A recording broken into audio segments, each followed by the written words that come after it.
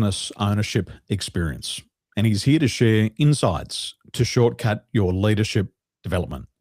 Please welcome Rich Ashton. Thanks for joining me. Daniel, I'm really excited to be here. Thanks for inviting me. Well, you've got plenty of years of experience, and I know for a long time you were in real estate development. One of the things I learned about real estate at a young age was just to set and forget, was to buy it and hold on to it. And unfortunately, my accountant at the time gave me some bad advice, and I went against the good advice. I was really lucky. I started with a company called Trammel, which is named for a man. And I had cut my college education short, served in the Navy for a brief time, and I was very fortunate to start working with them because not only was real estate development fascinating and something I didn't know anything about, but I was surrounded by some of the smartest, hardest working people that I didn't even know those kind of people existed. And so I got a fantastic education every single day at the office. I ultimately found out that real estate development was not my passion and went into small business. But the grounding that I got from those first 10 years, I couldn't have replaced it. Better than a formalized education for sure. Mm. It is interesting. High performers and extremely hard workers do get attracted to real estate. And the ones who stay, they create phenomenal foundations. And I do a lot of work with real estate agents in Australia, and they are the hardest working people I know. They're up at 5 or 6 o'clock in the morning, and they always start with personal development. Once they do their personal development, they work on their body. They get to work and they hit the phones, and they do the hardest thing, which is cold calling. And they prospect every single day. And it's not something that they do for a year or for 5 years or a decade. It's something that they do every day for 2 or 3 decades. And they're relentless. And they do that Monday through to Saturday, 6 p.m. They have a little bit of time off and they come back to work on Monday and they go. And what I found interesting about the field of real estate, especially in Australia, it's like playing a grand final every single day. It's not like a football team where you get to the final after a series of smaller events and get into the semis. They've got to win every single day. They have to be on every single day, because if they don't win the listing, they don't get the sale and they don't eat. They don't get rewarded for participation. They only get rewarded for results, and they work hard, damn hard. Absolutely. And that's not the side I was on. I was developing buildings and building buildings and working with agents to lease them up. And I would not have been good if my life revolved around cold calling. I hated cold calling a little bit that I had to do. So my hat's off to them, but that was not my cup of tea.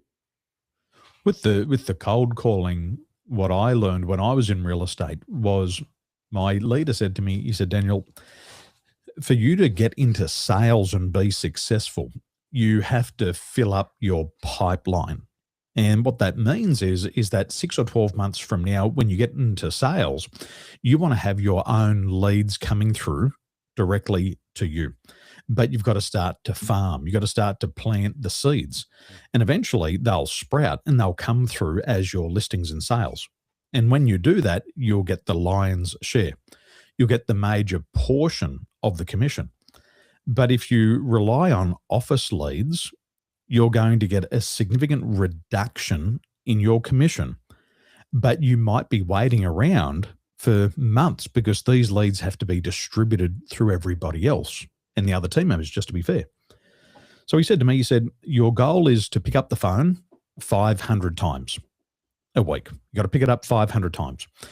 Out of 500 calls, 100 people will answer the phone. Out of 100 people who most will tell you to go to hell, and one person will say, I'm ready to sell. And he said, if you can just focus on the numbers and not get caught up in the feeling, you'll be fine. So dial 500 numbers, 400 won't connect, 100 will pick up, most won't want to speak to you, but one will. And if you can do that, then you'll set yourself up for a very good career in real estate. And he was right. After 6 months, I followed the process and my pipeline was full. And I did that. But with the rejection, when you take it so personal, that's when it starts to hurt. Yeah, You well, I got to agree. develop really thick skin, leathery skin. Yeah, I don't think my skin was that leathery. It is now, but but I don't think it was then. You mentioned before you spent some time in the Navy. What attracted you to that, and what did you learn whilst you were there? Well, I'm old enough that the Vietnam War was going on when I decided to cut my college career short, and I really had no choice. I had to enlist or be drafted, and I chose the Navy. It looked like the best route for me. So it is probably not so, well. It is not something I would have done if I had not had to do it. But it was, like every other experience, there were things to take away from it. I spent 3 years in the Navy, and I'm glad it's in my past. Whilst you're there, what did you learn about the types of leaders they had in the Navy? Obviously, anytime you have a big organization, you have to deal with things on a macro basis. And I didn't. I was one of the peons, so I didn't particularly enjoy, being treated that way. I'd always been treated as an individual, but I did understand the importance of breaking down the group. And then they're preparing you for combat, and your life's on the line theoretically. And so there's an entirely different style of leadership and management that's required in that situation. As I said, I didn't enjoy it. I didn't like that. I was so far down the food chain that I don't think anybody at my where I was enjoyed it. But I understood it, and I'm glad I got to see it up personal because I knew that was another style out there. It's not the style that I have ever used once I got out, but it's always good. I mean, the more information you have, the better you are, and so I'm glad I had that experience. Would it be described as a form of forced leadership? Because you go in there and you're given a leader, you haven't selected a leader. Where the difference is, how I see it, is in business, a lot of people today, they say 50% of people will leave a company because they don't like the company. The other 50% of people will leave because of the leader. And what I see with a lot of businesses today, they're looking for attraction leadership. And people will go and work with a particular business because they get to choose the leader. I want to work at this business because this particular leader. Where sometimes when I was in aviation, we were given a leader, we didn't get to choose them, and it was forced upon us. But I don't know if it was leadership. I think a lot of the time it might have just been management. Yeah, I think the leader's responsibility, particularly in small business where you can control things, is to establish a culture. So I would say that we always established a culture that was attractive to employees and that was very much employee centric. We always uh, put the customer in number one spot, but close behind are the employees. And so we have always found that empowered employees are better employees. They're more loyal employees. So their loyalty is to the culture, not so much to the leader. But as the leader of the organization, I took responsibility for creating that culture. So I think I'm saying somewhat the same thing you're saying. I'm just saying it a little bit differently. Mm. When I was working with Emirates Airline, we had a really big team. My particular team was 17,500 people at that stage. And we had all different types of leaders. And some people feared particular leaders. And there was one leader who had a so called bad reputation. He was fussy, he was results focused, he cared about following the service sequence. And people hated to fly with him. But what I found was whenever I flew with him, I had a really enjoyable experience because what he did was he lived up to the company values, which essentially was the promise to the customer. And when you got onto his flight, there was never a shortfall in service. So if you went on there, it was by the book, and there was absolutely no confusion because it was by the book. But what a lot of people didn't like was being held accountable to what we would call the service sequence.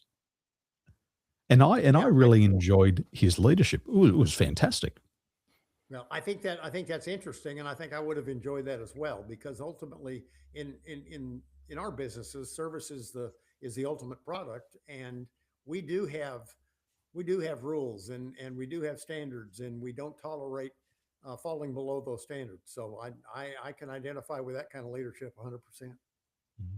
There was other leaders that would announce themselves, and we would see this pattern. So with Emirates Airline, all the cabin crew and all the flight deck are based in Dubai. And there's a central hub, which is called Emirates headquarters. And we would catch a crew bus from our accommodation through Dubai to EGHQ. And when we got to headquarters, we would then funnel through what's called an E-gate to make sure we're going on the right flight. And then we would have a briefing. And in that briefing, we would meet our leaders for the very first time. So there's 17,500 cabin crew. And each flight, you get 3 new leaders. You get a purser, that's the number 1 leader. And then you get 2 senior flight stewards. And then once everybody funnels into the room, your 17 crew, you start to see who the leaders are. And there was this announcement that a lot of leaders would make.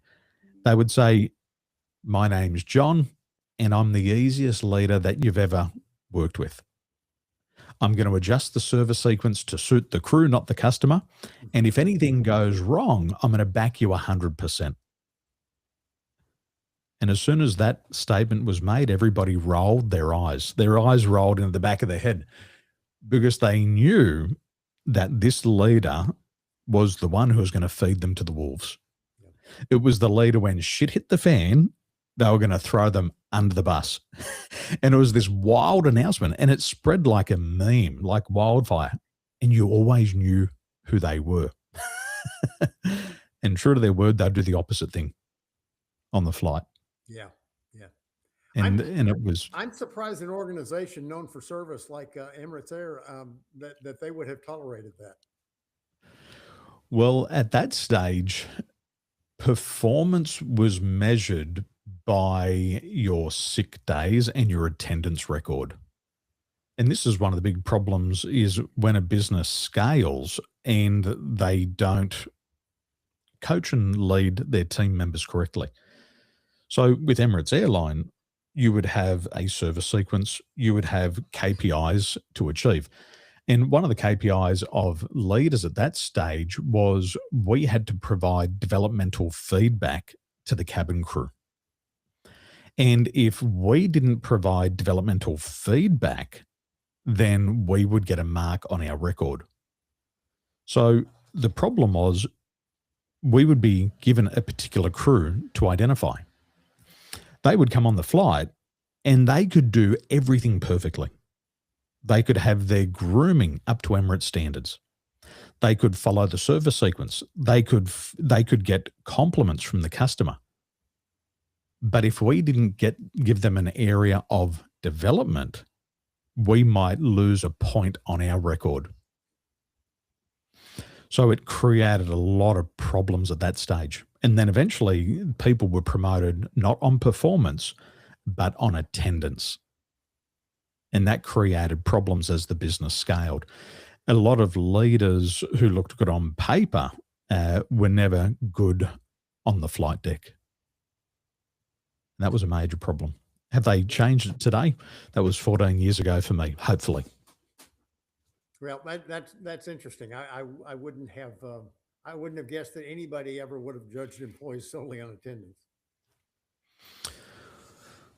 Well, it becomes a popularity contest, and that was the hard thing to manage. With Emirates Airline, a lot of the leaders in the office didn't have a fingertip feel for what's happening on the aircraft.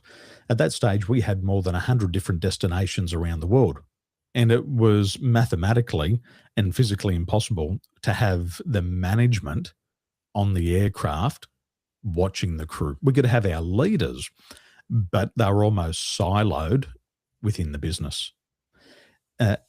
Big picture, I think they had it right. They did very good, but a few would slip through the gaps. But for my experience, I would say 99% of the time was good for me. For others, might be a different story, but that comes down to character. That's what I believe. You've been in business for 49 years. Where did you start? Well, I started in the real estate development business, as I said, and that was great. I spent 10 years there, and then decided that real estate was not my passion. I really wanted to be in an operating business, and so I sold my interest back to my partners in 1983. Began looking for business opportunities, found several, started a couple of businesses, bought a couple of businesses, and sold them. And then in 1988, I bought the nearly bankrupt HVAC company that I still own and recently retired from. Congratulations. Thank you. What a journey. HVAC, heating, Heating, ventilation, ventilation, air conditioning, air conditioning. and Okay. plumbing also. And plumbing. What are the dynamics in this business? Obviously, you've got laborers and many different types of people in the business. What's the dynamic of it? The It was interesting. I had always managed salespeople, and when I bought this business, I just assumed that people were people, and I found very quickly that technicians and installers um, march to a different drummer. They are motivated by different things than I am. Where the salespeople all wanted my job ultimately, the technicians and installers never saw themselves in any kind of a leadership role. So they looked to the owner as something different than I had ever experienced. They were very, very comfortable becoming excellent at their craft without any desire to become service manager or owner of the company or anything. Most of them, not all of them. And so that was a very different dynamic for me. And I always considered myself to be a pretty good communicator. But I found very early on they were interested. They could like me as an owner, they could respect me as the head of the organization. But when it came time to giving direction and vision, if they didn't hear it from someone who had been trained like they'd been trained and came out of the field, they didn't believe it. And I learned very early that I needed to alter my communication to where I was working through leaders who had come up from the field, regardless of whether they were terribly good leaders. But I had to rely on them to communicate my message. And as I said, it was a nearly bankrupt company. So it had all kinds of operating problems, all kinds of morale problems. I thought it would be pretty simple to come in and sell a vision of excellence, and everybody would toe the mark. It wasn't the case at all. And I had to learn a totally different style of communication and motivation when I came into the company. You were mentioning there that some of these people didn't desire for leadership or ownership.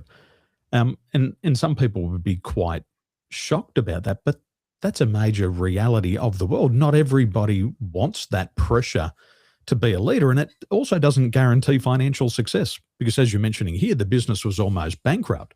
Being a business owner doesn't guarantee financial freedom. It's often Not the at all. opposite. And in fact, there's more failures than there are successes. So, yeah, it just was one of those things that had never occurred to me. I'd always kind of had an entrepreneurial mindset, and you always tend to assume that everybody is like you. Mm. And I really found very quickly that that was not the case. We still, in our people, as we identify future leaders and work at training them, we find people who, when confronted with what leadership really means and the hard work of leadership and the accountability of leadership, we find quite a few people just go, that's not for me. I am really, really good at what I do. I'm really good with my hands. I provide a good living for my family. That's my comfort zone. That's where I want to stay. And gosh, I mean, we have a lot of success with a lot of people who fit that mold. And then, but those who have a desire to maybe move into leadership, at least give it a try, those are the ones that we really have enjoyed helping them move into roles that they never dreamed they would qualify for. I think as a longtime business owner, that's where my satisfaction comes from. We've had successful businesses, but having successful employees, uh, I guess because I know them, I know their families in most cases. seeing them succeed and move into areas that are completely foreign and that they thought were off limits to them, watching them move into those areas and succeed is tremendously gratifying. You were mentioning there that some people realize the reality of leadership. What are some of those things that happen in that transition to become a leader that shocks them, and then they realize this is not for me? Number one is the accountability piece. And there's a great book on leadership called Extreme Ownership, written by two Navy SEALs, a very popular book. The very first chapter talks about accountability in a way that was new to me. And I was raised with a lot of accountability. I've always felt like it was a strength of mine. But when they started talking about when they screw up, people die, and that the leader is ultimately responsible for that. He designed the mission, helped train the mission. He wasn't actually out there in the field when the fatality happened, but it was still his fault. And so that level of accountability, that everything that happens on my watch is ultimately my responsibility. Really, in truth, not very many people are cut out for that level of accountability. And so that's one. The amount of proactivity that is needed, it kind of goes hand in hand, being proactive versus being reactive. Most people are reactive. They react to what's going on around them. Finding out that you have an opportunity to really make something happen, and it's up to you to make it happen. That's another level of accountability that people are not ready for. The emotional side of it, making decisions and disappointing people and taking responsibility, those can play havoc with your emotions. If you're an emotional person, you evaluate things from an emotional standpoint, you're going to fail most of the time. It's fine to take emotions into consideration, but that's the emotions caused by outcomes, not so much. You don't analyze problems starting with emotion. And then I would say the last one, and maybe the most important one, is the requirement that you need to educate yourself every single day. You need to broaden your knowledge base. I was really lucky in my first job to have someone pull me aside and say, "You need to start a program of reading every single day. I want you reading the Wall Street Journal, and I want you reading 5 business periodicals a week." I was 24 when that advice, 24 when that advice was given to me. 52 years later, I now read more than I ever have. I read on a variety of subjects. And I think that as a leader, you have to understand what makes people tick. You have to understand the world around you. You have to understand really as much as you possibly can in order to be the most effective leader. And, my hour and a half daily investment in gaining knowledge at this age, when I look back, I go, it is incredible. Not that I'm smarter, it's incredible how much knowledge that I have gained over the years on a wide variety of subjects. It makes me a better parent. It makes me a better leader. It makes me a better worker. It's so critical. And I find that an awful lot of wannabe leaders lack that intellectual curiosity that will make you go out and every single day to commit to a program of getting smarter or getting wiser. Mm. A lot of people look down on readers, and we know they don't think it's important because they don't do it. But they will try to argue the point that they listen to the radio or they listen to a particular podcast. But it's a different type of knowledge. It's a different type of conversation. Things like the Wall Street Journal, they are well researched. A lot of thought has gone in to that publication, where a lot of podcasts are just people rambling and talking shit. There's no substance. There's no mental protein. Most of the time it's mental candy. And it's just people talking about what they did on the weekend, how many times they got laid, how many beers they drank, how many joints they smoked. But it's mental candy. It's damaging. It's putting fat in the brain instead of protein. Well, the amount of information that is available to us via almost any site is just overwhelming, and I think you have to learn to weed things out. I do think it's important to read things from a different point of view. I'm a fiscal and social conservative, but I make it a point to read things I don't agree with, just so I understand how people think differently. But I Mm, do stay away from the garbage. I'll get 3 minutes into a podcast and turn it off and move to another one. Uh, Good information is out there. You just have to be diligent. But I discard quite a bit of stuff, and I'll read a book 2 chapters. 2 chapters in, I know if it's a book that's worth finishing or not. So you have to have discretion, but you can't stop. That's mm, the important thing. And if you read one good book, it generally sends you in the direction of two more. And my rule is that if I read a book on sales today, I'm not going to read another sales book until I've read four books on different subjects. And so I keep the material fresh. At my age, longevity is kind of important to me, and so I tend to read on health and fitness and longevity and things like that. Uh, I find I find it interesting, and I find it to be a really, really good use of my time. mm. A lot of people in all generations don't understand delayed gratification. And sometimes they think investing 8 hours into reading a book is going to do nothing for me immediately. But for me personally, I have read a book, then I've taken a consulting call later on in the day, and the answer to the question from the client was found in the book that morning. Mhm, And it's been worth thousands of dollars to me. mhm. And for me, I know that there's an immediate gratification from reading, but there's also long term. I find things that I read when I was 19 are still applicable today.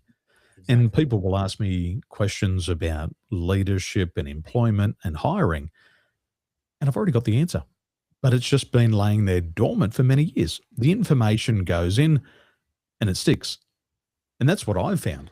What have you found? What have you read? And then how have you been able to apply that immediately or even longer range?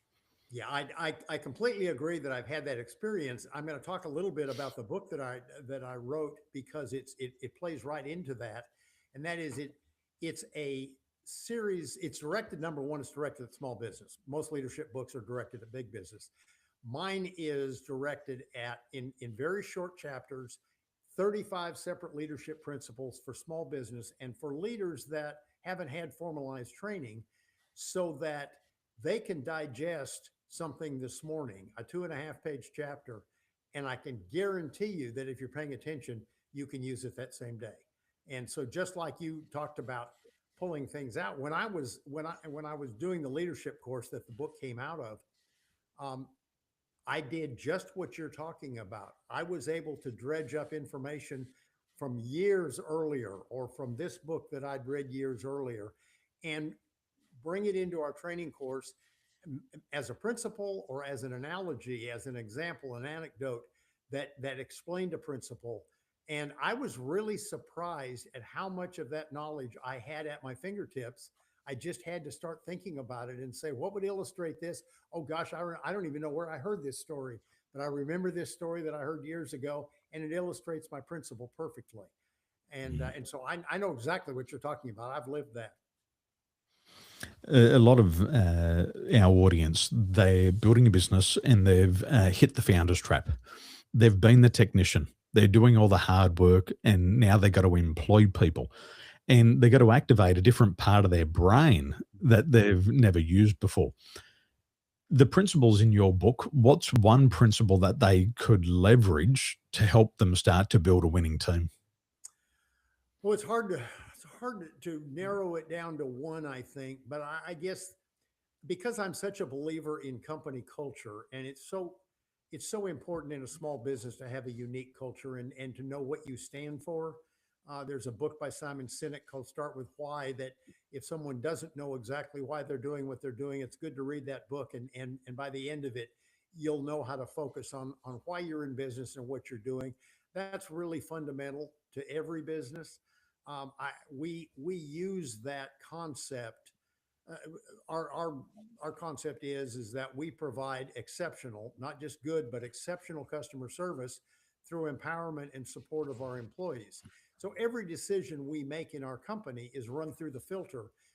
Is it true to why we're in business? Does this help our employees? Does this help our customers? If it doesn't, we don't need to be doing that. We need to focus on something else. AI is a good example.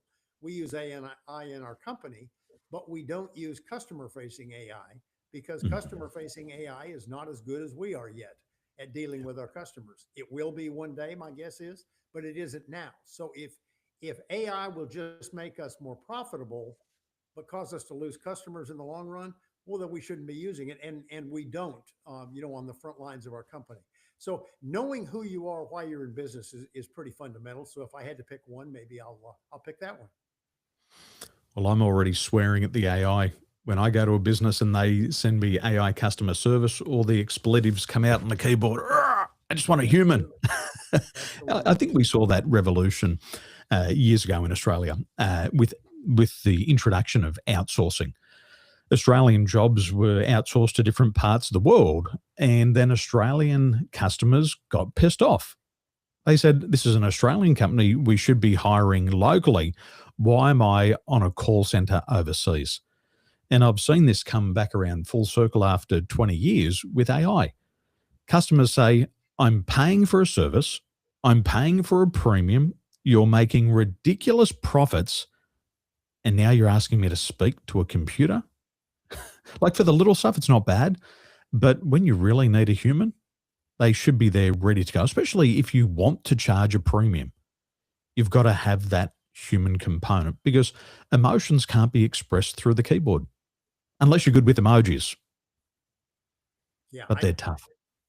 it if you don't have a clear sense all the time of who you are, what got you in business, why you stay in business, and what you want to be in the future. If you don't stay true to that mission, then you make mistakes like that. You outsource things that shouldn't be outsourced. You turn it over to AI when it shouldn't be turned over.